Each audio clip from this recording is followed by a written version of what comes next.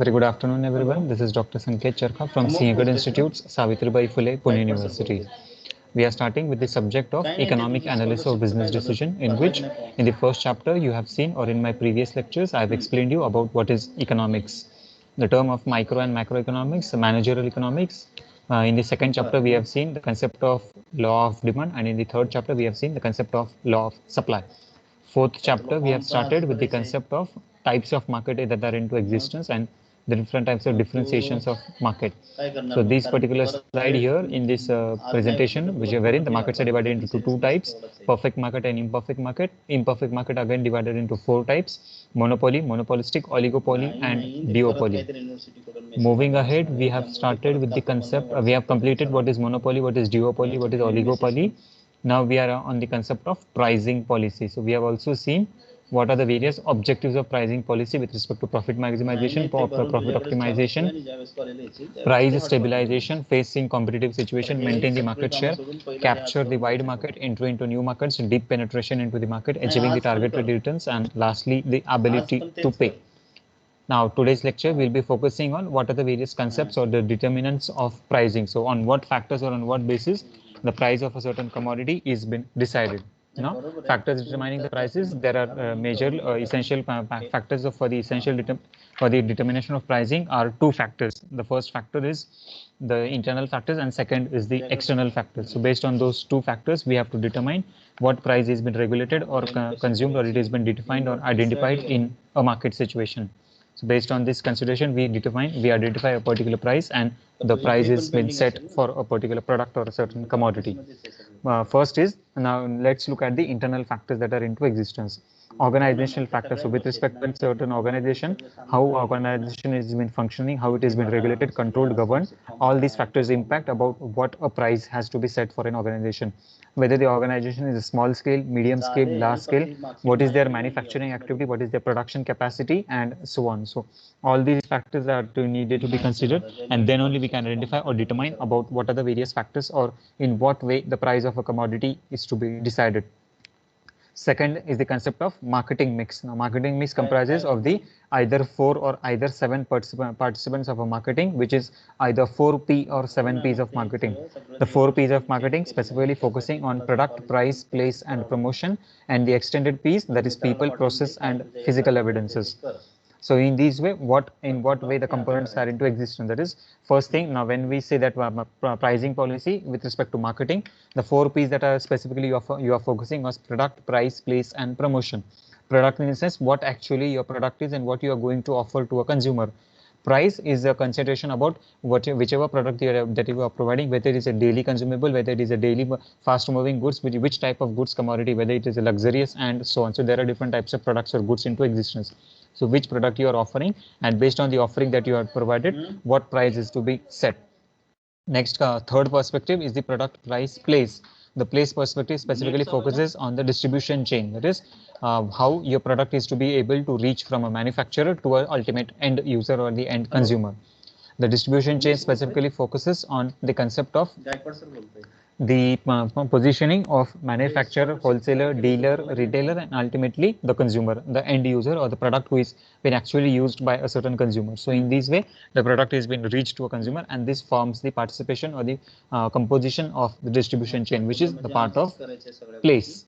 Next, last, fourth P is the concept of promotion. So how do you promote your product or how do you promote your commodity, in which the customer gets acquainted or the customer gets known about your product to the company is informing the customer about the product which is available, and the customer is knowing about which product is available, how it is available, what are the various features, the benefits of this particular product that you are trying to sell for.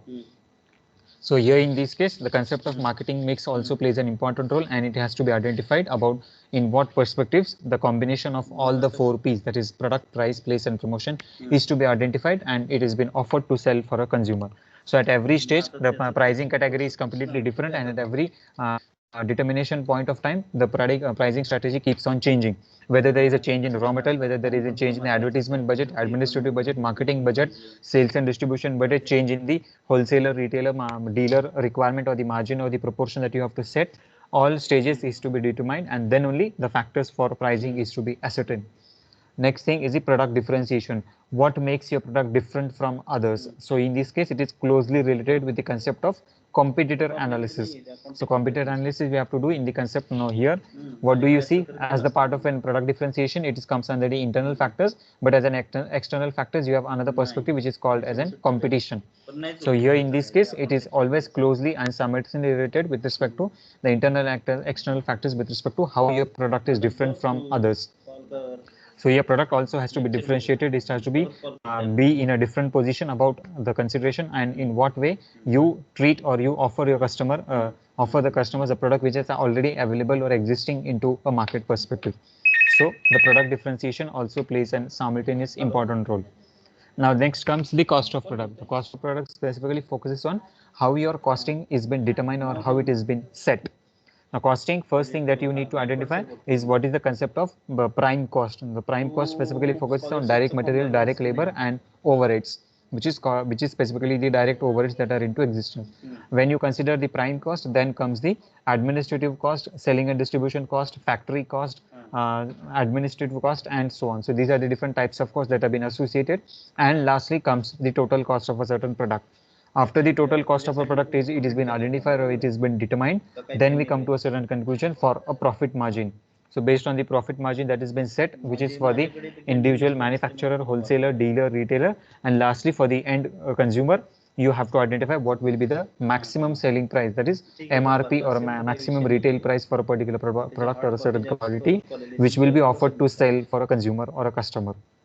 So while considering the cost of product, all the factors of production has to be considered, all the costs that have been included up to the total cost, and along with the profit margin of a firm that also be identified, and then the cost of product is to be ascertained or it is to be determined. And lastly, the objectives of the firm. So what the firm is looking for and what are the major objectives of a particular firm, whether it is profit maximization or whether it is sales maximization. When it is profit maximization, then the company will be looking for mass production, and accordingly they will be looking for selling more number of commodity or selling more number of goods and services which is available into the market.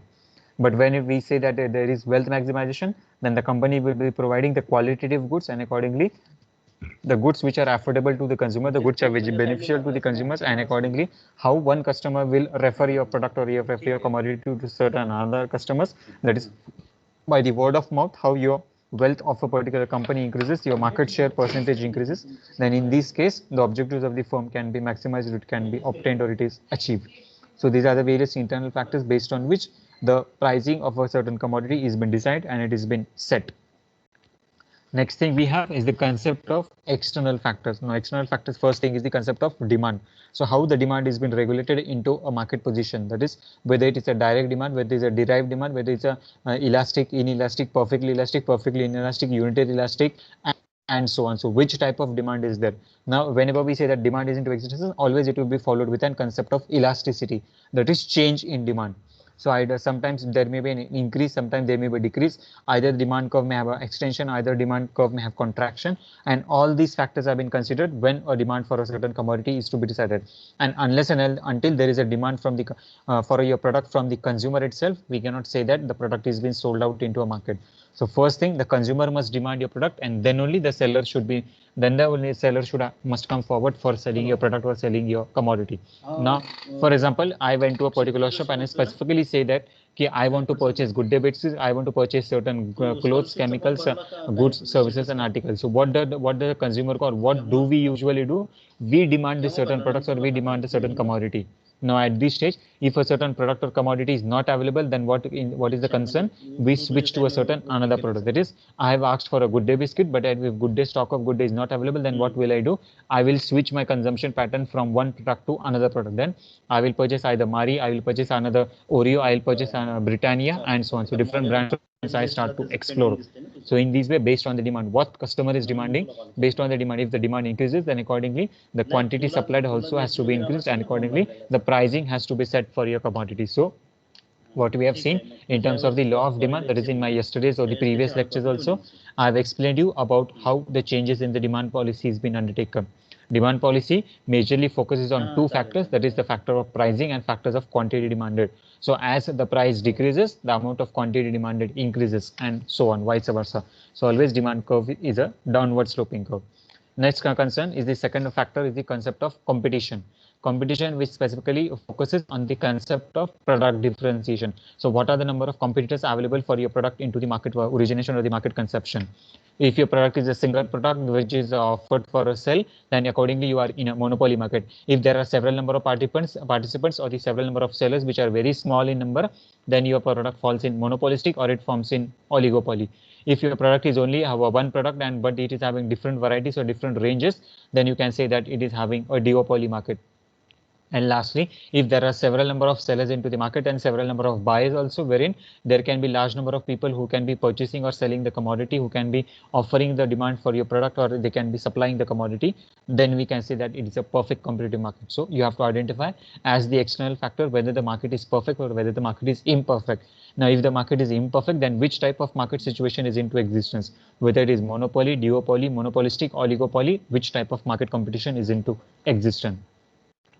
Next thing, the supplies. Now, supplies specifically focuses on the factors of production: land, labor, capital, enterprise, and resources. All these four factors of production or five factors which are into existence, you have to source it out from outside of the organization. That is, these are not available within the organization. That is, the land is also available outside, labor is also available outside, capital is also available outside, and the resources are also available outside. So, when all the factors has to be sourced out from the outside perspective, wherein the input of these factors will be created or will produce a certain commodity or goods which will be offered to a sell to a customer in the external market, then we can say that the supplies balance is in a proper condition. So for all these consideration, now what price has to be set by respective suppliers, whether the supplier must charge a higher goods or higher amount or a lower amount, which type of a pricing policy has to be undertaken.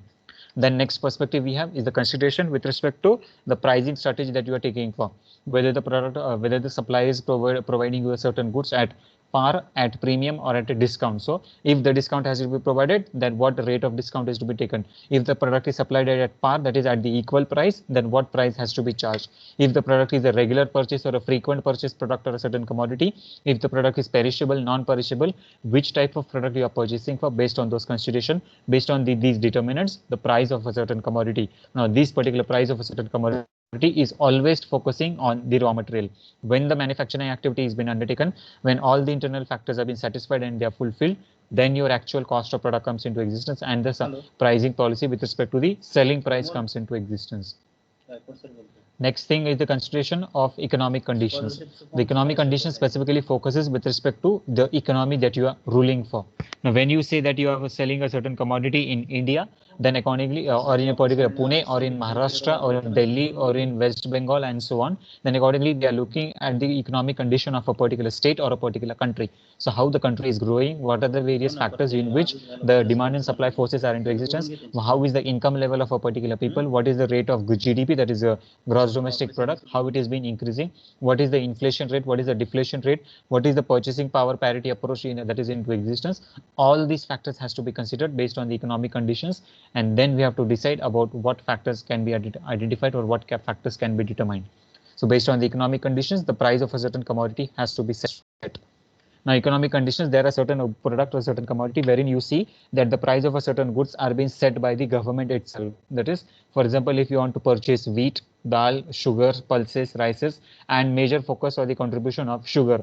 So whenever sugar manufacturing is undertaken, the government has to intervene into this particular market, and they have to decide the MSP, that is maximum support price or minimum support price for a certain commodity. So based on the economic condition, what manufacturing or what production of sugarcane is being undertaken, how the processing at the sugar industry or the manufacturing firms at the various sakar karkhana has been undertaken, and then the price of a sugar has been decided. Further, deciding the price of wheat, bajra, jawar, and so on. So certain types of these daily consumable items or certain dals. So for this particular consideration also, the economic condition of a particular country has to be undertaken, and then the price of a certain commodity is been set or it has been determined.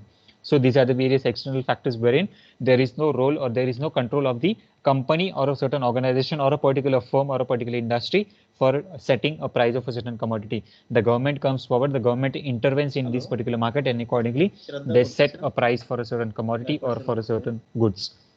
Next thing, then buyers. So what are the number of buyers that are into existence now? based on the demand. So first thing you have identified, that is what is the demand. Now if the demand for a certain commodity is unitary elastic, which means which is either equal to 0 or which is equal to infinity, then accordingly we can say, we can identify whether the demand is greater than 1, less than 1, equal to 0, less is equal to infinity, or not equal to infinity. So in this case, at every stage we have to identify what buyers are demanding for your product or for your commodity. So depending on the demand that has been created, the simultaneously there must be a bias for your product also. Now in this case, a further extension, the buyer must not remain to a certain concern that if the product is purchased, they will be purchasing a certain commodity for only one time purchase. This particular purchasing activity must be a repeated purchase, and the customer will purchase your product again and again. So here in this case, if the price has to be set, if the price has to be in a regulatory market mode, then accordingly we have to see that the buyers are properly identified, the buyer or the customers are well aware of what product is being offered for them for a particular sell concern, and accordingly they are looking for a certain perspectives about how the product is offered to sell for the people. So in this case, the buyer's consideration is also needed to be identified. And lastly, the government. So government, which means either the state government or the central government, they can take either direct or indirect participation. So a government may take a certain active participation in certain commodities, and the government may not take any active participation in certain types of commodities. Now here another concern with respect to government is the concept of licensing. So there are certain industries, there are certain sectors, there are certain manufacturing units for which the government provides a specific licensing authority. That is, the certain conditions with respect to the liberalization perspective has come into existence now. Liberalization in the sense, if you want to start a certain business, if you want to take a manufacturing activity, that there are no restrictions or there are no major rules which are being set by a certain government authority. So here in this case, at every stage, we have to, as a individual, as a particular firm, you have to identify what are the various factors with respect to licensing, what are the various factors with respect to the authorization, setting the price of a certain commodity, and so on. So determination of pricing factors also has to be taken into consideration, and then we can say that a price for a certain commodity, it has been determined and it has been set. So these are the various internal and external factors based on which the factors or the price of a certain commodity has been decided, and it has been set about whether the price is to be below the average, above the average, and so on. Okay, any difficulty at this stage for any of the student? You can please unmute yourself and ask me the questions. Or you can drop the questions in the chat box also. We can take it one by one.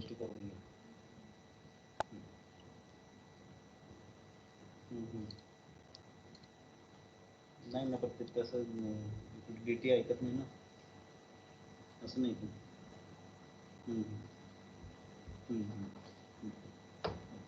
Okay, no questions, I think. Moving ahead, now cost. What does the cost mean? So before we determine or before we identify a certain product or a certain commodity, now pricing is a wholesome factor. Now pricing is always a macroeconomic factor, whereas cost is a microeconomic factor. Now when we were dealing the concept of economics, you have seen two terminologies, that is micro and macro. Macro means big and micro means small. So in the same case, first thing that we have studied is the concept of pricing. So here pricing falls under the category of macroeconomics, and the cost falls under the category of microeconomics. So expense, now first thing, cost is, what does it specifically mean? Cost means any expenditure that you have undertaken for a certain commodity, for a certain goods, for a certain services, and which is always in terms of a monetary value. So any expenditure, any amount of expenditure that the company is doing for preparing, for manufacturing, for developing, or for promoting a certain goods, services, and commodity. So जहाँ कहीं भी company ने कुछ भी खर्चा किया है, any amount that has been expended, then that particular amount which has been expended by a certain company is called as an cost. Always the cost is denominated, or cost is identified in terms of an monetary value. That is, it must have a certain value. That is 1 rupee, 2 rupee, 5 rupee, 10 rupees, 50 rupees, $1, $10, 10 euros, 50 euros, and so on. So here in this case, always the cost is having a monetary value, and it is always determined in terms of a certain currency or a certain value.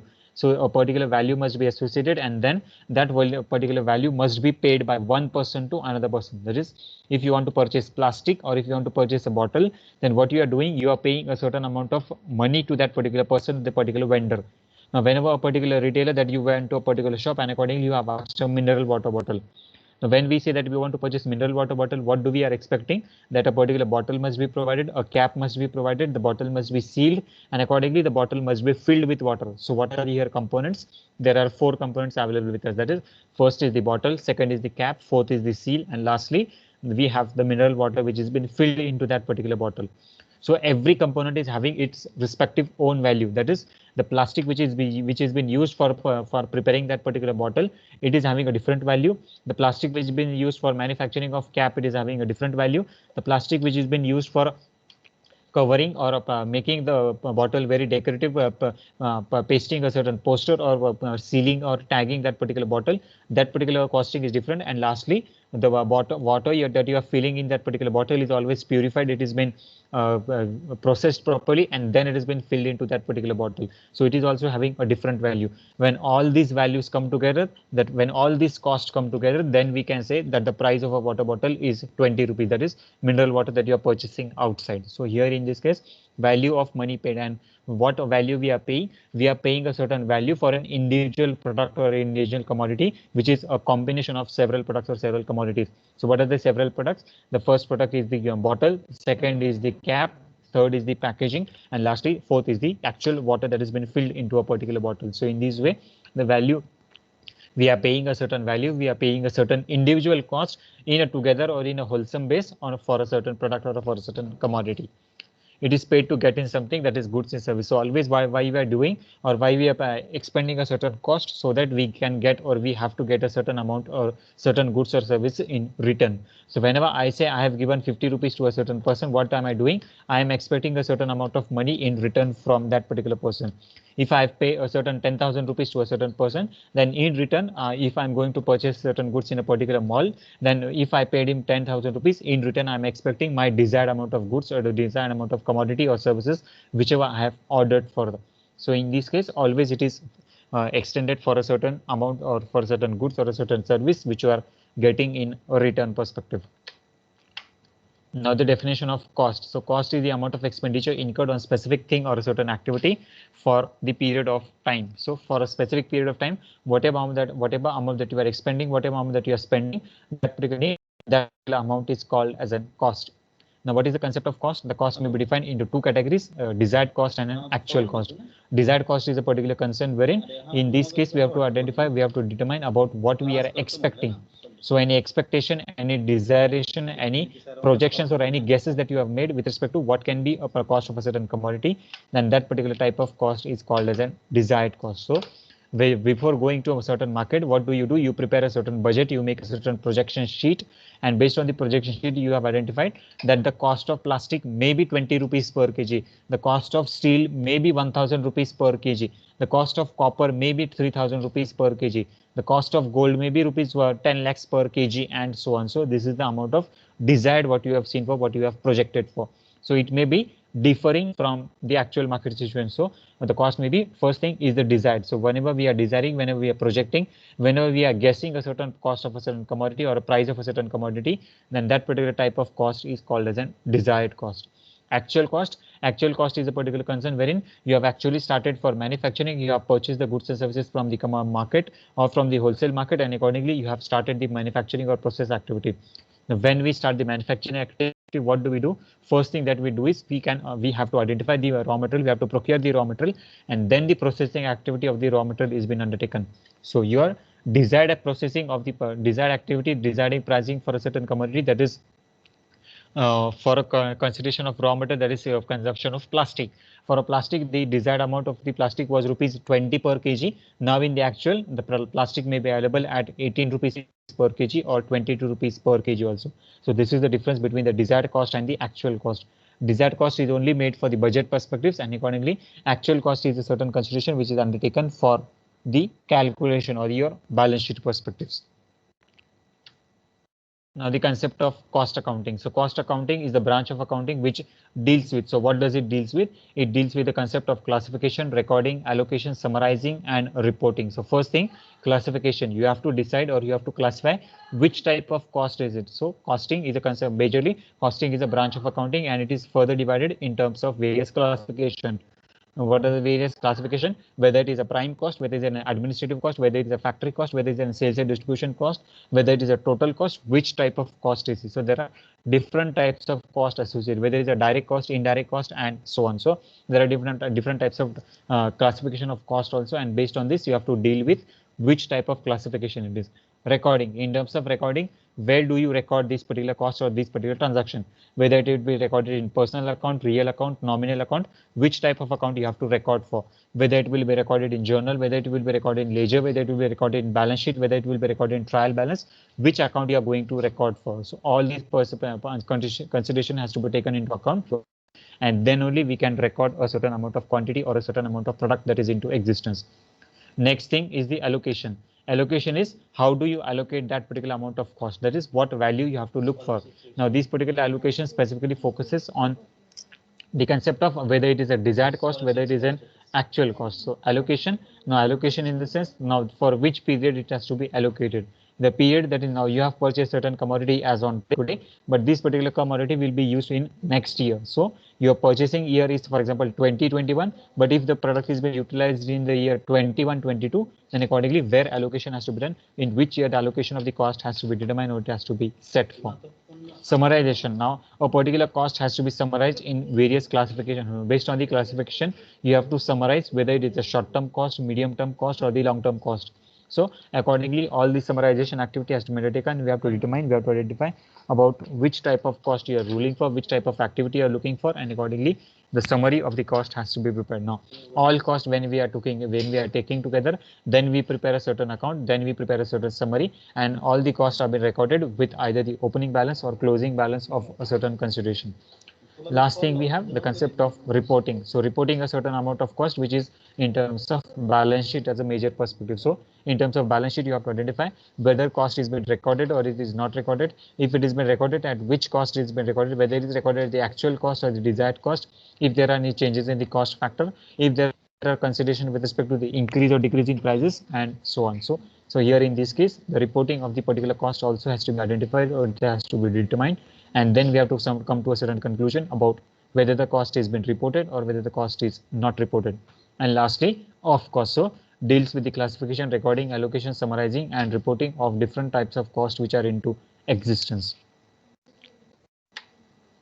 Now, what is the nature of costing, or what is the nature of cost? First thing, it is always acting as a knowledge for a certain person. So resource can be referred at any point of time. So costing is a particular type of data. Costing is a certain type of consideration which whenever you read, which whenever you need, or which whenever you require, you can go back to the historical perspective. You can refer that particular amount of cost as and when it has been required.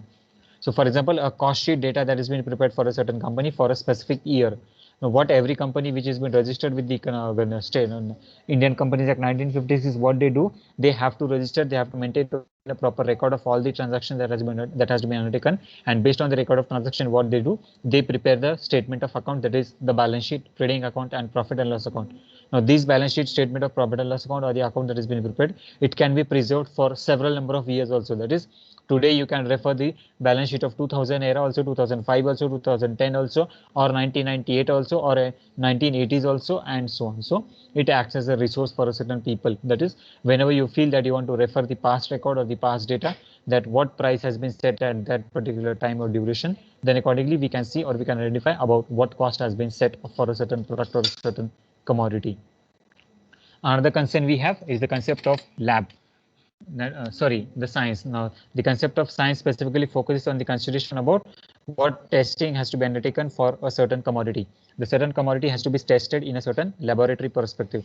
Now, in terms of laboratory, what we are doing, we are always identifying about whether the product is affordable, whether the product is not affordable, whether the product is regular purchase, frequent purchase, or daily purchase, and so on. So, based on this consideration, we identify, we determine, we set the price of a certain commodity, and always it is been called as an science perspective. Now, science perspective specifically focuses on laboratory testing or experiments. So always we can identify, now what does the science deal with, what will be the impact of one chemical on another chemical, what will be the changes of one product on another product or another commodity, and so on. So in this case, always the cost is also having the same perspective. That is, you can identify whether there is an increase in cost or decrease in cost, whether the cost is increasing whether the cost is decreasing, and so on. So here in this case, as the time perspective changes, the cost also keeps on changing, and accordingly you have to identify about whether the cost is increasing or decreasing.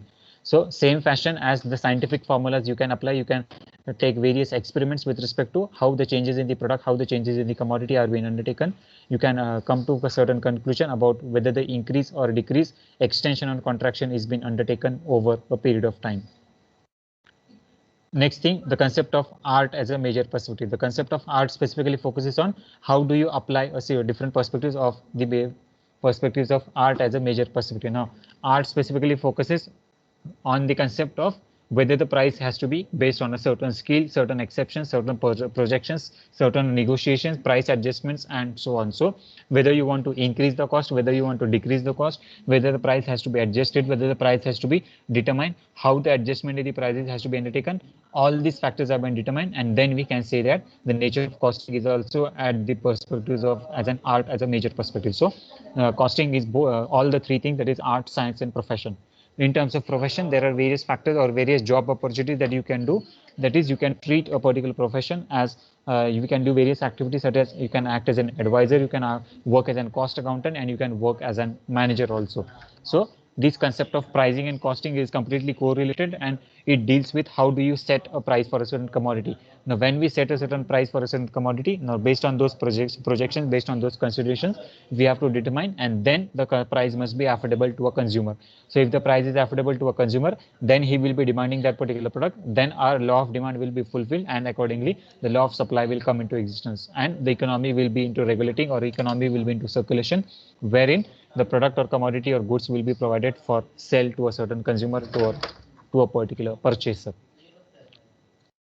Objectives of costing. So now next point, we have the objectives of costing, that is analysis and ascertainment. So what does the costing factor the cost factor of the costing person he has to do? He has to always analyze, he has to always ascertain which type of cost that you are looking for, whether the cost is increasing, whether the cost is decreasing, what are the various changes in the cost level, what was the price that is 5 years earlier, and what was the price today, that is on the today's scenario, and what will be the price in the future scenario, that is after 5 years or after 10 years.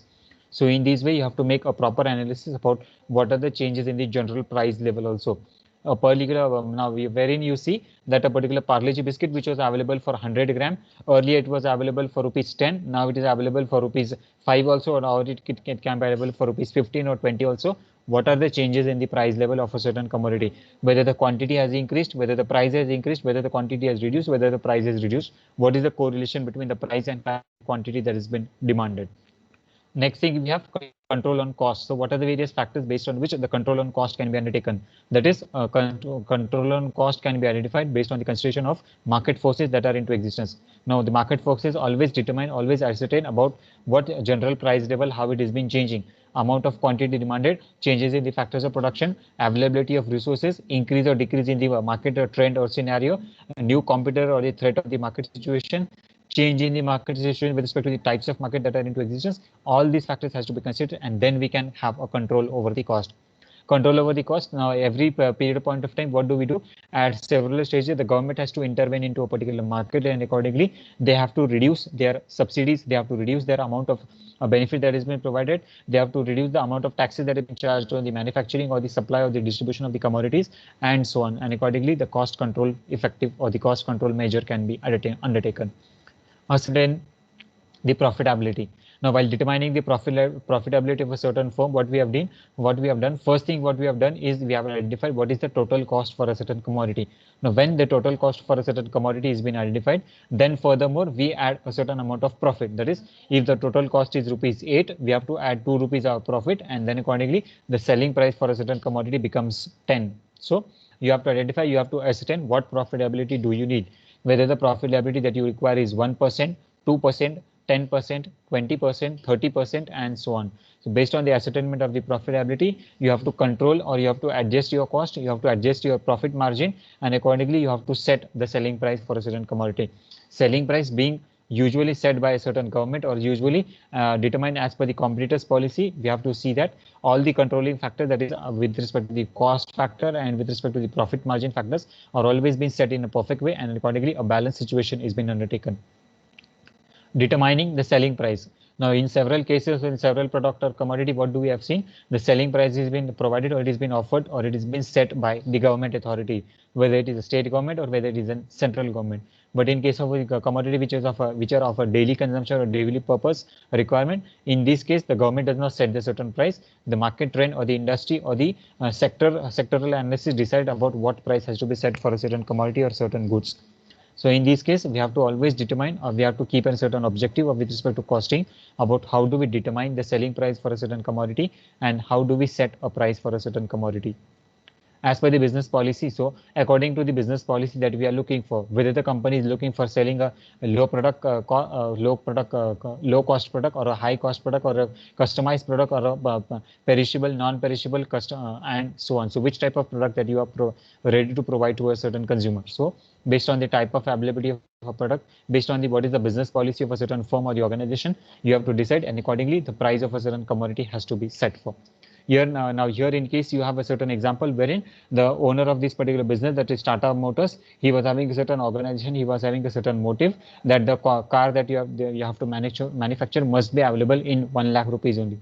So accordingly what you are doing for, we have already identified the price for a certain commodity, and when the price for a certain commodity is been set or it has been determined, then based on the consideration you start working on the raw material, you start working on the production process activities, so on, and then accordingly you determine or you design about what will be the business policy that has to be adopted. And lastly, the cost reduction. So over a period of time, we cannot keep a certain price of a certain commodity or cost of a certain commodity at a constant level, but as and when it is been required, you have to always take a certain measure, certain motives wherein the cost of a certain product or a certain commodity is been reduced. Now, when the cost of the product or the commodity has been reduced at a gradual stage, then what happens? The customer also gets satisfied. There is a certain internal satisfaction with respect to a consumer that he is additionally saving either a rupee or either a certain penny, and accordingly he will keep continuing the purchase of those commodity or certain services. So in this case, we have to also see about the cost reduction factor over a period of time, that is within the specific time duration. The control on pricing, control on factors of production also has to be undertaken as and when it is been required. Oh, this is the very big slide and the large amount of explanation. Okay, we'll stop here because it will take another 15 to 20 minutes for explaining this slide. If you have any difficulty at this stage, you can please unmute yourself and ask me the questions, or you can drop the questions in the chat box. Thank you.